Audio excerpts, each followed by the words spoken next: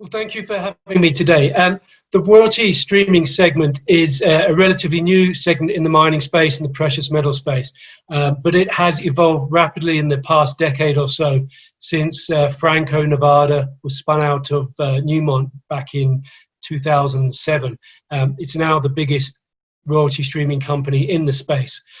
Royalty streaming companies provide an alternative source of financing that competes with debt and equity, and typically they come into their own in the down part of the cycle when it's more difficult for miners and exploration companies to raise debt or to do equity raises.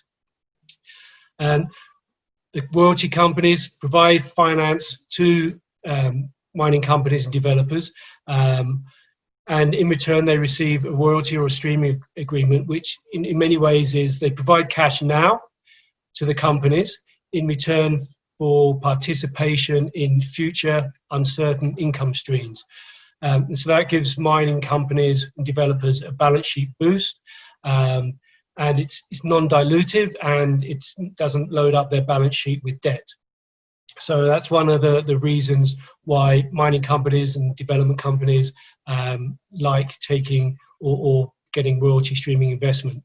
The other main reason companies turn to that kind of financing is that it enables them to monetize now some of their byproduct streams. So if you're a gold producer, they may sell a stream or royalty on the silver production, the byproduct silver production. Base metals companies, copper companies often do this, selling a stream or royalty on their gold production, their byproduct gold or their byproduct silver. Royalty financing complements the overall financial package that companies seek to raise, the debt and equity, and oftentimes now there's maybe a royalty streaming component. And so it enables a company to finance without overreaching on the debt, without overloading their balance sheet with too much debt, and without overly diluting shareholders.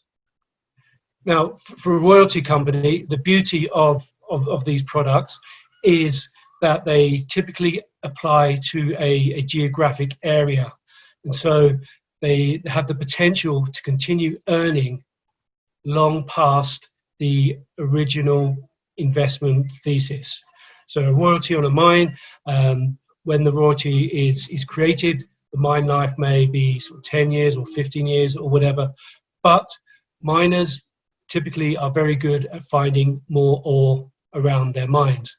And so that means royalty companies have incredible leverage to future production and future changes in metals prices, because the growth is embedded in the transactions.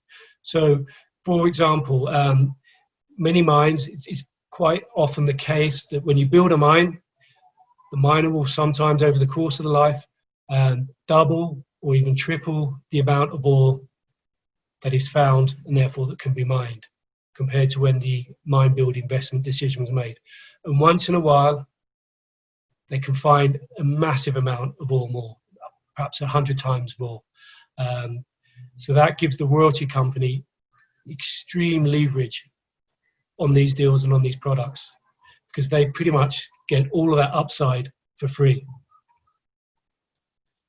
The investment thesis for royalty companies to invest in a mine that may have a 10 or 15-year mine life, but they're hoping for that upside as well, because that is all free cash flow, free income for them.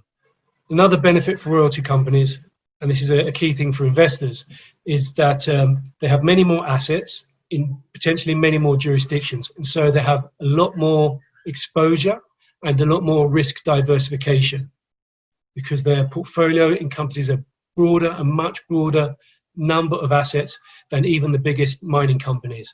And in the recent the COVID-19 pandemic situation that we're living now, royalty companies in many ways have really come into their own, because their diversified portfolios has given them a level of robustness and protection against the mine shutdowns caused by COVID-19.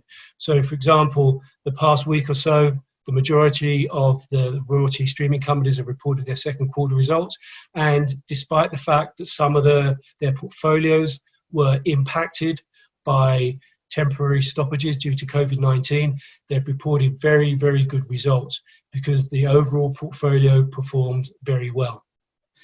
And more importantly for investors, royalty companies have the ability to generate huge amounts of cash with margins of up to 80 or 90%. And that compares to perhaps 50 or 60% margins for the very best miners. Most miners achieve margins much lower than that. So it's a huge, huge step change or huge difference. And yet royalty companies have very, very low costs compared to miners. The typical royalty company may have less than 10 staff up to a couple of dozen staff compared to a mining company that has hundreds, if not thousands. And so on any financial metric, they can beat the miners hands down. Metrics such as revenue per employee, gold production per employee, free cash flow per employee, or G&A per ounce produced. Royalty companies beat miners hands down. Royalty companies have a very low cost base, which enables them to achieve these very high margins. And they're not, because they have the royalty on the physical metal itself, the production of the metal, they're not exposed to changes in costs, fixed costs or variable costs that the miners are subject to. And having these solid income streams enables royalty companies to pay sustainable dividends and increasing dividends. The majority of the bigger royalty companies have been paying dividends for over 10 years and increasing their dividends year on year. This is something that the mining sector has struggled to do. And so this makes royalty companies a go-to investment for people that want exposure to the precious metal sector, but don't necessarily want to get into the nitty-gritty of investing in individual mining stocks or understanding individual mining stocks. So some very powerful hooks there. And this is something that is also picked up on by ETFs, index funds, that kind of thing, quant funds, because they outperform miners on many different metrics.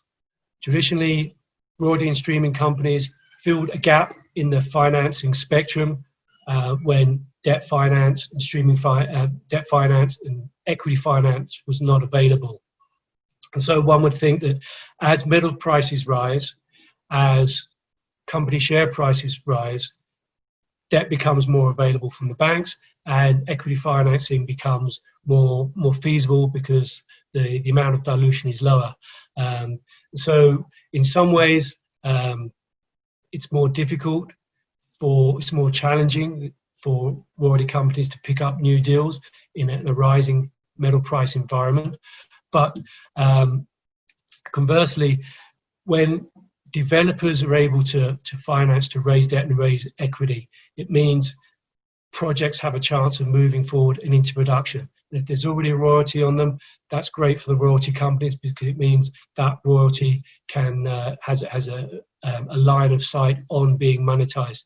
And also, they have a huge amount of capital to deploy, hundreds, if not billions of dollars. And so they still are a complement to the traditional finance sources of debt and equity. And so the future for royalty and streaming companies is very bright. They're going to continue to be in demand. They're going to continue to be an important player in the financing of companies, of projects.